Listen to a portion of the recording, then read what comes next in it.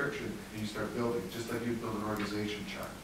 And there's a lot of innovation going on right now that will touch, I think, everything that we in the past called enterprise software, but in particular in government software.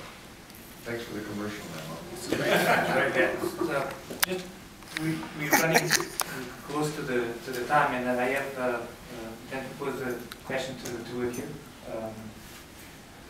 You know, based on all this information, managers need to understand how to harness and leverage user-generated content, the blogs, the wikis, the taxonomies, videos, and communities.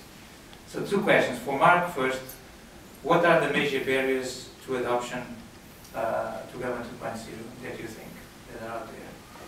And for that, what has been the ICGFM experience in the use of social networking tools?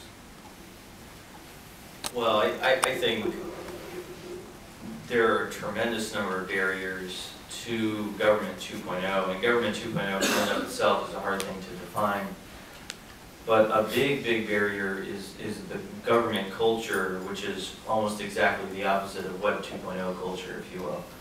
And in terms of specifically sort of commercial Web 2.0 and relating to citizens and that sort of thing, I think the biggest barrier might be not taking citizens seriously enough.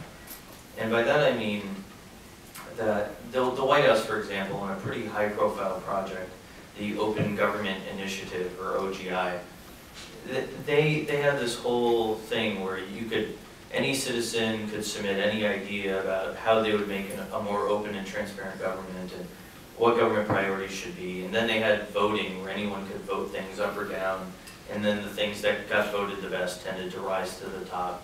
And then they had a collaborative, policy-making process by which you could edit things on a wiki.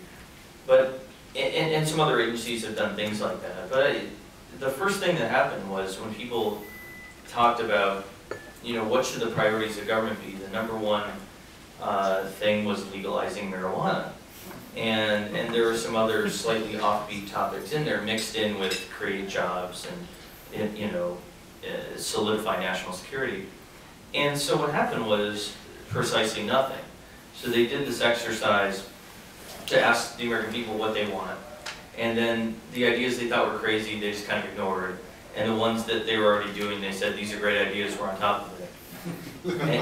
and so it's difficult to do that from the White House because their jurisdiction is everything.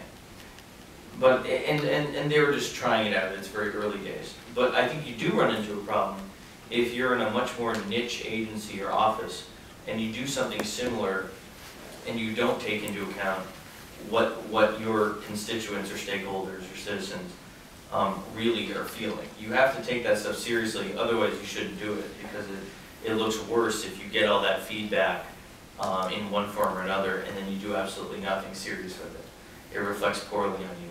So I think whether you're going to start a Twitter account and have conversations or have some kind of idea box and people can vote on ideas or some kind of wiki where they can help you write some kind of policy, you have to treat them with respect, and I think for the most part we haven't seen that just yet. It doesn't mean it's not possible, but I think it's very early and it remains to be seen who's in charge of managing that process and how that gets incorporated into all these other more traditional mechanisms that we already have for doing all these